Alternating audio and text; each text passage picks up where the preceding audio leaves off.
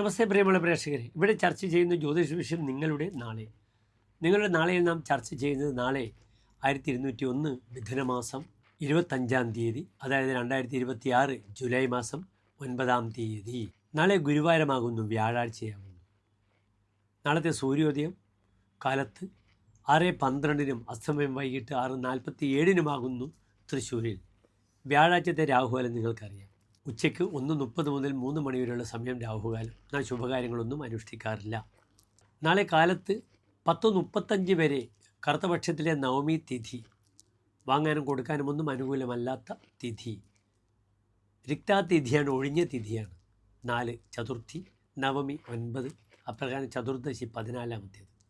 10:35 കഴിഞ്ഞാൽ പിന്നെ കറുത്തപക്ഷത്തിലെ തിഥിയാണ്, ദശമിയാണ്. പക്ഷേ നവമിയേക്കാളും നല്ലതാണ് ദശമി. കറുത്തപക്ഷത്തിലാണ്, വളരെ ദുർബലമാണെന്ന് ഞാൻ സൂചിപ്പിച്ചു. ഇനി ഏതാനും ദിവസങ്ങൾക്കകം അമാവാസി കറുത്ത വാവും വരും.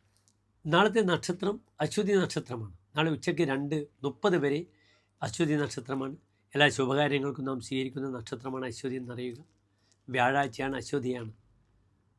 മരുന്ന് സേവിക്കാനൊക്കെ അശ്വതി നക്ഷത്രം വളരെ ശുഭമാണ്. കാരണം ദേവന്മാരുടെ വൈദ്യന്മാരാകുന്ന അശ്വിനി ദേവതകൾ. വ്യാഴാഴ്ച ശുഭദിനവും കൂടിയാണ്.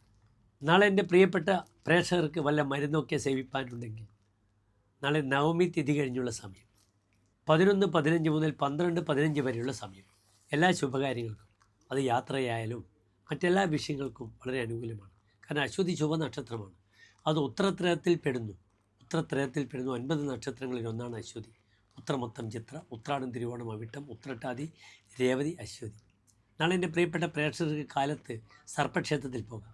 ഓം രാഘവേ നമഃ, ഓം കേതവേ നമഃ, നല്ല പ്രാർത്ഥന. അപ്രകാരം അവിടെ നാഗങ്ങൾക്ക് ശബരിവാര സർപ്പബലി അല്ലെങ്കിൽ ആയില്യപൂജ അല്ലെങ്കിൽ നവഗ്രഹത്തിൽ രാഹുവേദോ അർച്ചന ചെയ്യാം. നാളെ 2:50 മുതൽ ഞാൻ സൂചിപ്പിച്ചു ഭരണി നക്ഷത്രമാണ്.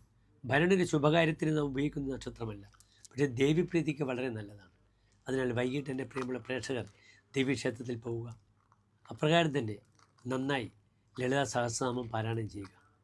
എല്ലാ പ്രിയപ്പെട്ട പ്രേക്ഷകർക്കും ശോഭനമായ നല്ലൊരു നാളെ പ്രാർത്ഥിക്കുന്നു. നന്ദി, നമസ്തേ.